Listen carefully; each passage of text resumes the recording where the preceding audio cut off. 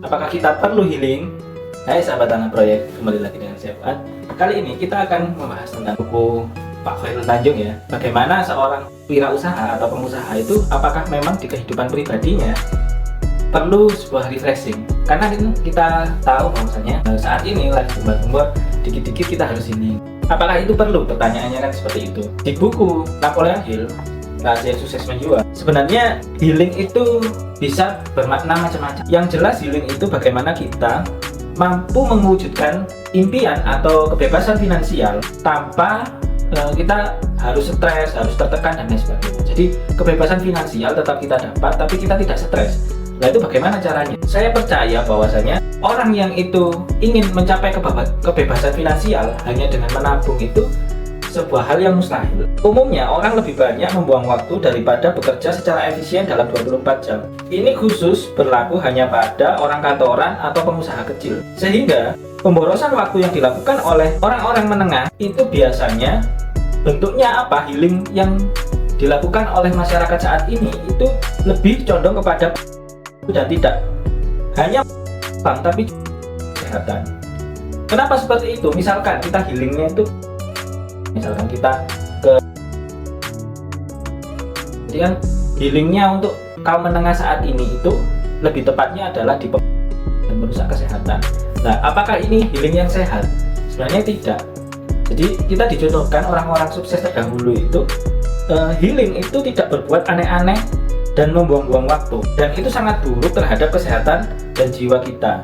Sehingga orang-orang sukses zaman dulu itu lewat sumber-sumber yang kita pilih itu kebanyakan mereka healing dengan memperkaya pikiran dan tidak mengganggu kesehatan mereka.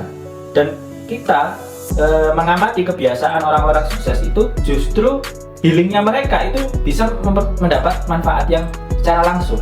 Jadi kita kalau mengamati kebiasaan orang sukses itu healingnya malah tidak hanya healing tapi dia menerima manfaat itu juga.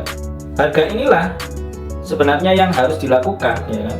Dengan apa? Penganggaran waktu dan biaya secara pas dan ketat penting untuk mewujudkan kemandirian finansial.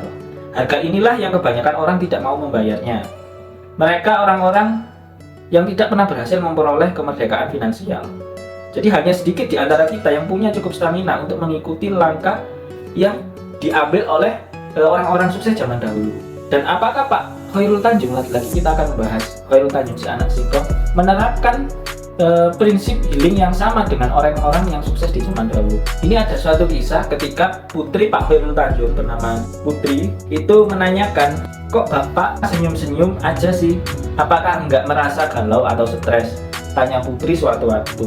Kemudian saya jelaskan bahwa kebiasaan bekerja keras dan hidup di bawah tekanan sudah dijalani sejak dari kecil. Jadi sudah menjadi hal biasa, rasa harus dijadikan sebagai teman hidup sehari-hari dan menjalaninya dengan tenang dan ringan. Jadi di sini dijelaskan bahwasanya ras dijadikan teman hidup dan menjalani sehari-harinya itu dengan tenang dan ringan. Jadi kebiasaan bekerja keras itu sudah ditanamkan dan itu sudah menjadi kebiasaan yang disukai. Bahkan Bu Anita, istri Pak Khairul Tanjung itu tahu bahwasanya dengan pekerjaan yang begitu beratnya setiap hari menemui klien, negosiasi setiap hari itu bekerja dari pagi hingga larut malam, itu kebiasaan yang disukai oleh Pak Khairul Tanjung, dan Bu Anita selaku istrinya itu memahami itu dan mensupport. Jadi akhirnya Pak Khairul Tanjung itu juga bisa sampai saat ini tuh berkat dukungan istri tercinta ya kan, dan keluarganya yang itu memahami bahwa bekerja itu adalah hobi dari beliau. Jadi waktu berjalan dia bekerja selama 18 jam sehari, jadi dia hanya tidur 24 jam ya, dia hanya tidur 6 jam 7 hari dalam seminggu, dan 365 hari setahun itu dijalani tanpa libur. Jadi dia hanya libur di 4 waktu teman-teman, liburnya itu di 4 waktu, jadi itu bisa menjadi acuan bagi teman-teman.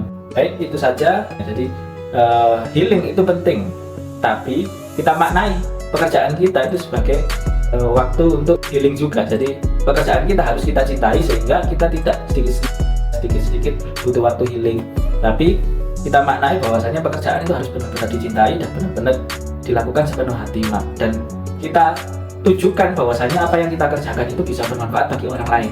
Itu akan bisa mendatangkan kebahagiaan bagi diri kita dalam waktu yang lama, jangka panjang. Jadi itu saja dari saya, sekian, salam closing.